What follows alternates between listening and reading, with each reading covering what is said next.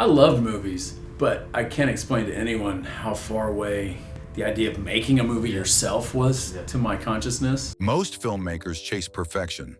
Richard Linklater chases time. He doesn't make movies about big moments. He makes them about everything in between. Warming up, and from the top, great story to tell, action.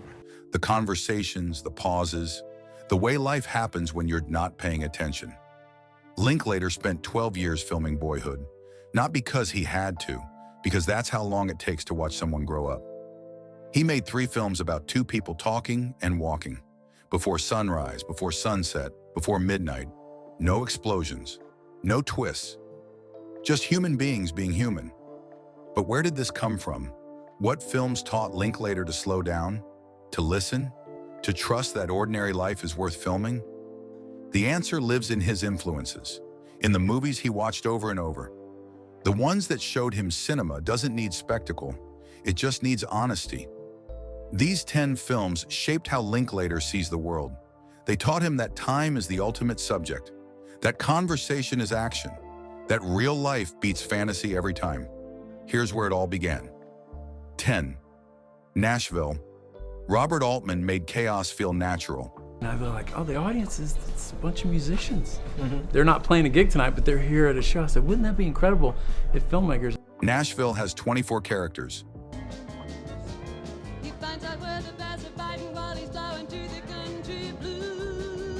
No single hero, no clear plot, just voices overlapping, lives intersecting, people talking over each other like they do in real life. Altman let it all breathe. Let it sprawl. Let it be messy. Linklater saw this film and realized you don't need a tight story. You need texture. You need the feeling of a place, of people existing together at the same moment. Altman showed him that ensemble casts don't need hierarchy. Everyone matters. Everyone gets their scene. In Dazed and Confused, Linklater borrowed Altman's approach. A dozen teenagers, no protagonist. Just one night where everyone's story matters equally. The camera drifts, eavesdrops, moves from conversation to conversation, like it's at a real party. Nashville taught Linklater that life doesn't have a main character. We're all just here, talking, colliding, trying to be heard, and that's enough for a movie. 9. My Dinner with Andre. 2 men sit in a restaurant and talk for 2 hours. That's it. That's the whole movie. Imagined ourselves, like we just love showing movies, so you look up and you go, oh, here's how we can do this. My Dinner with Andre shouldn't work. No action, no romance. You know, I still couldn't accept the idea that the way to make life wonderful would be to just totally, reject Western civilization. No conflict, just conversation. But Louis Malle made it hypnotic. It made it feel like the most important night in the world. Linklater has called this film his Bible. It proved that dialogue can be cinema, that ideas are dramatic, that listening to someone think out loud can be more thrilling than any car chase. Malle trusted the audience, trusted that we'd stay interested if the words were good enough. The Before trilogy exists because of this film. Jesse and Celine walking and talking for 90 minutes. No cuts to subplots, no distractions, just 2 minds connecting. Linklater learned from Malle that intimacy happens through words, through sharing ideas, through staying present. My Dinner with Andre gave Linklater permission to make films where nothing happens except everything that matters. 8. The 400 Blows. François Truffaut made a film about being young and misunderstood. That movie that I love so much, that was like my favorite movie of that year, more than Star Wars, more than anything else. I was like... The 400 Blows follows a boy nobody listens to.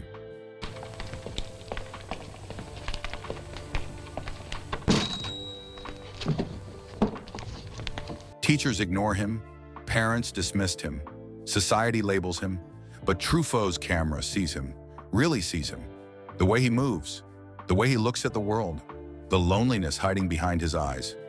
This film taught Linklater to take young people seriously, to film them with respect, to understand that adolescence isn't preparation for life, it is life. Truffaut didn't condescend, didn't simplify, he just watched. Boyhood carries this spirit completely.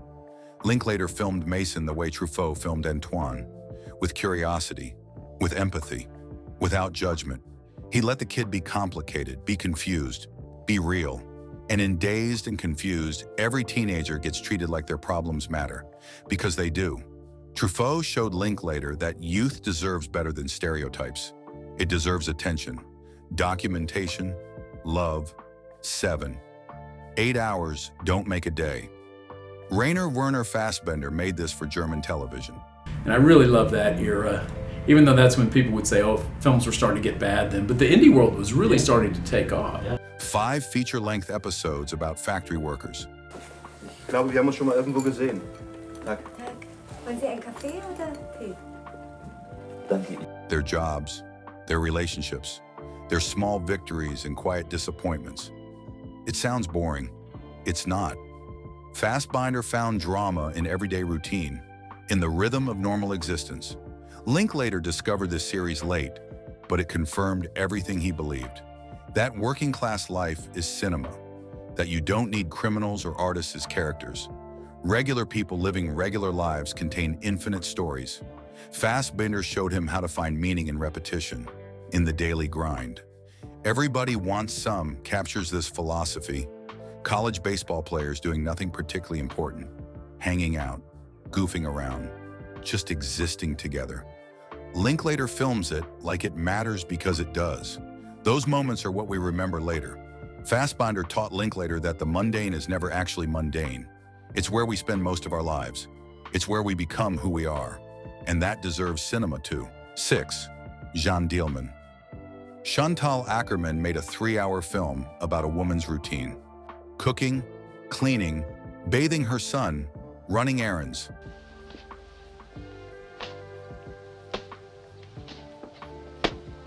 The camera doesn't move, doesn't editorialize, just documents. For 3 hours, we watch ordinary tasks performed in real time. Most people would call it unwatchable. Linklater calls it essential. This film changed how he thought about duration, about what deserves screen time. Akerman proved that watching someone peel potatoes can be profound. That routine reveals character, that the smallest crack in a perfect schedule can be devastating. Boyhood takes this lesson seriously. We watch Mason brush his teeth, pack boxes, do homework. Linklater doesn't skip the boring parts because the boring parts are the point. Life is mostly routine, mostly waiting, mostly small moments that add up to everything. Akerman taught Linklater that cinema can move at life speed. That compression is a choice, not a requirement. That patience rewards those willing to sit still and watch. 5. The Last Picture Show. Peter Bogdanovich made a love letter to dying towns. The Last Picture Show is about a Texas town where nothing happens anymore. This here is Jackie Lee French. Jackie Lee, this is Loris Farrell, my boss's wife. Hi, Jack. What do you mean kissing her like? The movie theater closes. The young people drift. Everyone's stuck, but nobody knows how to leave. Bogdanovich shot it in black and white, made it feel like a memory, like something already lost. Linklater grew up in small-town Texas. He knows these places, the boredom, the gossip, the way everyone knows everyone's business. Bogdanovich showed him how to film that world without mocking it, with affection, with sadness, with understanding. Dazed and Confused is Linklater's answer to this film. Same Texas setting, same aimless youth, but Linklater filmed it in color, made it feel alive instead of elegiac. He took Bogdanovich's melancholy and added joy, added possibility. The Last Picture Show taught Linklater that where you come from shapes everything, that small towns aren't boring. They're just misunderstood, and they deserve their stories told. 4. Breathless, Jean-Luc Godard broke every rule. Breathless has jump cuts. Characters talking directly to the camera, scenes that start in the middle and end before they're finished. It shouldn't work, it does. Godard showed that cinema doesn't need polish. It needs energy, spontaneity, life. Linklater saw this film in college and it rewired his brain. He realized you don't need expensive equipment. You don't need permission. You just need a camera and something to say. Godard made filmmaking feel possible, accessible, punk rock. Slacker is Linklater's Breathless, shot cheaply, structured loosely, characters wandering in and out of frame. No script, just ideas. Just people talking about conspiracy theories and philosophy and nothing at all. It feels alive because it is alive. Goddard taught Linklater that rules are just suggestions, that improvisation can be structured, that sometimes the best films are the ones that feel like they might fall apart at any second. That danger is art. 3. The Kid. Charlie Chaplin made comedies that broke your heart. The Kid is about a tramp raising an abandoned child. It's funny, then it's devastating, then it's funny again. Chaplin understood that life doesn't separate comedy from tragedy. They happen at the same time, in the same moment. Linklater has always mixed tones like this. His films laugh and hurt simultaneously. School of Rock is goofy and sincere. Before Sunset is romantic and painful. He learned from Chaplin that you don't have to choose, that real life contains multitudes. The Kid also showed Linklater the power of simplicity. Chaplin's story is basic. Man loves children. The system tries to separate them. We root for love. You don't need complexity when you have truth. When you have emotion, Chaplin taught Linklater that audiences aren't stupid. They can handle tonal shifts. They can laugh while crying. They can feel multiple things at once, because that's what being human is. 2. Rashomon. Akira Kurosawa made a film about truth being impossible. Rashomon tells the same story 4 different ways, 4 perspectives, 4 versions, all contradictory, all believable. Who's lying? Who's remembering wrong? Kurosawa never tells us. That's the point. This film fascinated Linklater because it's about how we create our own narratives, how memory is fiction, how we're all unreliable narrators of our own lives. Before Sunset plays with this idea. Jesse wrote a book about their night together. Celine reads it. They argue about what really happened, what they felt, whose version is true. Waking life goes even further. Reality itself becomes questionable. Dreams and consciousness and existence all blur together. Kurosawa taught Linklater that certainty is a myth, that multiple truths can coexist. Rashomon showed Linklater that perspective is everything, that the same moment means different things to different people.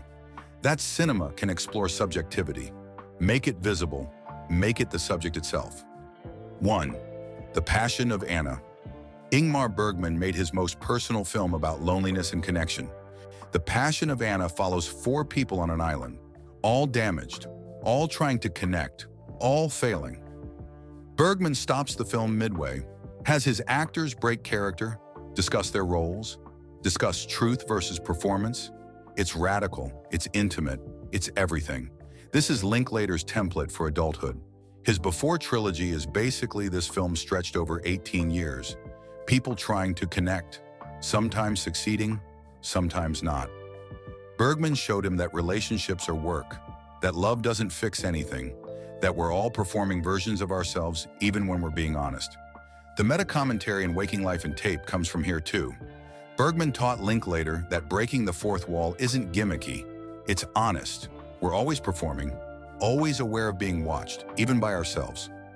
Bergman gave Linklater his philosophy, life is long, people are complicated, and the only thing that matters is trying to connect anyway. Linklater doesn't worship these films, he lives with them. They taught him patience, honesty, the courage to let life unfold at its own pace. These 10 movies gave him permission to make cinema that feels like breathing. Which one resonates with you? Drop your thoughts below and subscribe for more deep dives into the filmmakers who change how we see. Thanks for reading.